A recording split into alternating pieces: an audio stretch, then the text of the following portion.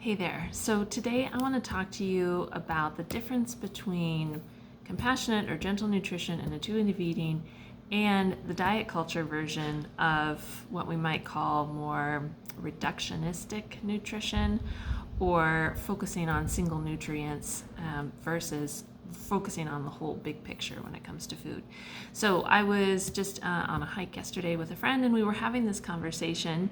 She is a long distance hiker, a thru hiker, and she was talking about her experience recently on the John Muir Trail and saying how so many of the hikers were, when they would get to a fuel resupply stop, whether that's a small town, gas station, grocery store, restaurant, whatever, they would kind of use the hike as full permission to eat whatever foods they wanted to because they were burning so many calories. And while that's not wrong, just burning calories or just taking in food that gives you calories to burn doesn't mean that you're getting enough nutrition, doesn't mean you're getting quality nutrients.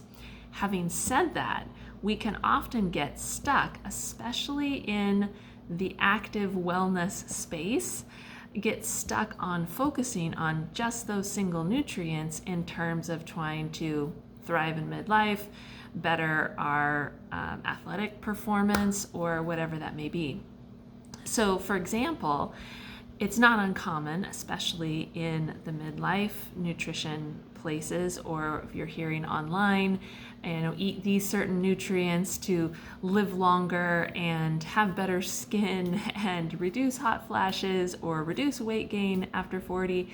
There's lots of buzzwords out there and buzz phrases, and you then get this example of eat this food and this will cure all of your problems. And that's a really reductionistic mindset when it comes to food. So, for example, blueberries.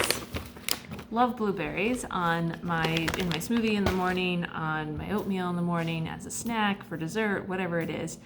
But I'm not eating the blueberries just because I know that they're high in antioxidants and that's going to reduce my risk of cancer, particularly breast cancer, or give me antioxidants to reduce wrinkles or anything like that. Another example, another personal favorite, nettle. You've heard me talk about nettle before. And nettle is a great herb. It's super nutrient dense, so high in calcium and magnesium and iron and a bunch of nutrients that are really great for us women in midlife. However, when I make a nettle infusion every morning, so I steep some of this in water overnight, drain off the herbs in the morning, drink the liquid, super nutrient dense morning beverage. But if that was the only thing that I was having for breakfast, I wouldn't be satisfied. I wouldn't have enough protein and I wouldn't have enough carbohydrates, and I would just get bored of having this every single morning. And I likely would not have enough energy to get through the morning or the day.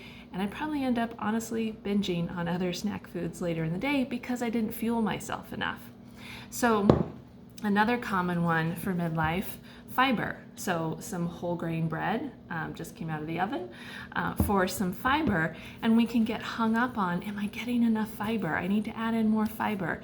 And we might get a fiber supplement or psyllium husk or something like that and get really hung up on this single nutrient in terms of it bettering our life and bettering our health. And again, while that's not wrong, those micronutrients are super important. But if we don't have adequacy, first and foremost, meaning that we're eating enough and we're eating consistently throughout the day, if we don't have balance and variety in the amount of nutrients that we're taking in, or the variety of nutrients, the variety of foods, the variety of flavors, tastes, textures, if we don't have those things firmly in place, that focusing on these single individual nutrients isn't really going to matter all that much.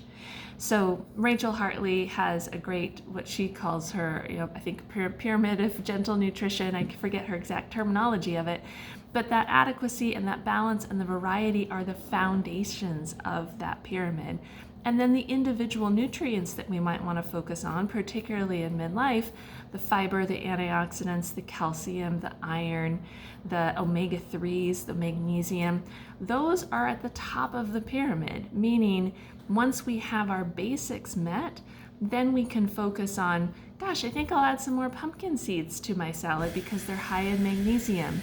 Or I'll add some blueberries to my oatmeal in the morning because they offer that bright, rich purple color, high in anthocyanins, antioxidant, and they just taste delicious. So the moral of the story is not to get caught up in diet wellness culture's version of nutrition, which is to get you to focus on these single nutrients and get hyper focused on you need more of these or you need less of these. And particularly in midlife, we can so easily get sucked into that because we want to feel our best. We want to show up as our best selves, and we're probably navigating perimenopause symptoms, which can make us even more vulnerable to finding the right fix to feel better in our bodies.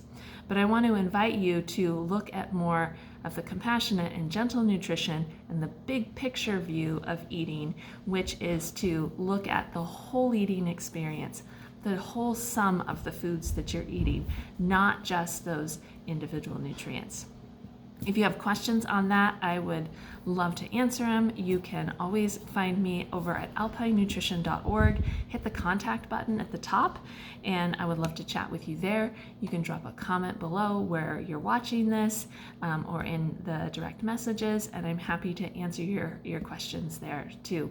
You can also sign up to join our Savor Group Counseling Program. It's a program that I run for women in midlife 2 to 3 times a year, and registration is about to close this evening for the fall session. However, if you miss this session and you don't get in under the wire, which I really hope you do, but if you don't, then we will be offering this again in the winter and the spring, and you can also go to alpinenutrition.org/work with me, get all the information about the program there. We talk a lot about gentle nutrition and reducing your diet mentality around the more reductionistic view of food, as well as a lot of community support, recipes, meal planning, all the things to help you thrive in midlife.